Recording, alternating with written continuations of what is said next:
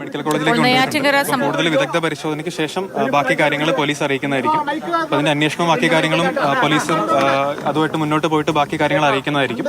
അപ്പോൾ നമ്മൾ അതിന്റെ ഒരു പ്രോസസ്സ് പൂർത്തിയാക്കിയതിന് ശേഷം നമ്മൾ ബോഡി കുടുംബക്കാർക്ക് വിട്ടുകൊടുക്കുന്നതായിരിക്കും. മക്കൾ പറഞ്ഞതനുസരിച്ച് സമാധിയായ രീതിയിൽ തന്നെയായിരുന്നു മൃതദേഹം? ഇല്ല, അതൊക്കെ നമ്മുടെ അന്വേഷണത്തിന്റെ ഭാഗമാണ്. അതൊക്കെ പോലീസ് വഴി അറിയിക്കും. പോസ്റ്റ്മോർട്ടം നടപടികൾ ഉടൻ തുടങ്ങും. പോസ്റ്റ്മോർട്ടം നടപടികൾ നമ്മൾ ചെയ്യും. അതിനുശേഷം നമ്മൾ ബോഡി വീട്ടുകാർക്ക് വിട്ടുകൊടുക്കും.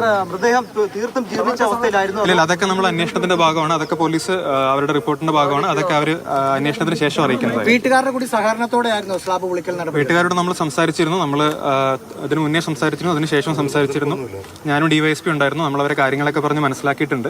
അപ്പോൾ ഇതിനുശേഷം അവരവിടെ വരുവാണെങ്കിൽ നമ്മൾ ബോഡി വിട്ടുകൊടുക്കുന്നുള്ള എങ്ങനെ എല്ലാ കാര്യങ്ങളും പറഞ്ഞ് മനസ്സിലാക്കിയിട്ടുണ്ട്. അപ്പോൾ നമ്മൾ ഇന്ന് രാവിലെയും 2 പ്രാവശ്യം അവരോട് സംസാരിച്ചിരുന്നു. അവരൊക്കെ ആയിരുന്നു?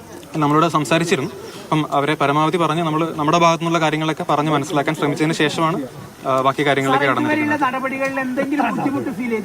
ഇല്ല, ബുദ്ധിമുട്ടൊന്നുമില്ല. എല്ലാം നിയമപരമായിട്ടായിരുന്നു. പോലീസ് ഇന്ന് എല്ലാവിധ സജ്ജീകരണങ്ങളോടെ ചെയ്തിട്ടുണ്ടായിരുന്നു. അപ്പം നമ്മുടെ ജില്ലാ ഭരണകൂടത്തിന്റെ ഭാഗത്തു നിന്നാണെങ്കിലും എല്ലാം ഇന്ന് നിയമപ്രകാരം തന്നെയാണ് ചെയ്തത്. മറ്റു ബുദ്ധിമുട്ടുള്ള കാര്യങ്ങളൊന്നും ഉണ്ടായിട്ടില്ല. അടുത്ത കേസ് പരിഗണിക്കുന്നതിന് മുമ്പ് നമുക്കൊരു പ്രാഥമികമായിട്ടുള്ള ഒപ്പീനിയൻ കൊടുക്കാൻ വേണ്ടി സാധിക്കുമെന്നാണ് അല്ലേ? അത് പോലീസ് അറിയിക്കും. അത് അന്വേഷണമായിട്ട് പോലീസ് മുന്നോട്ട് പോയിട്ട് ബാക്കി കാര്യങ്ങൾ പോലീസ് അറിയിക്കുന്നതായിരിക്കും.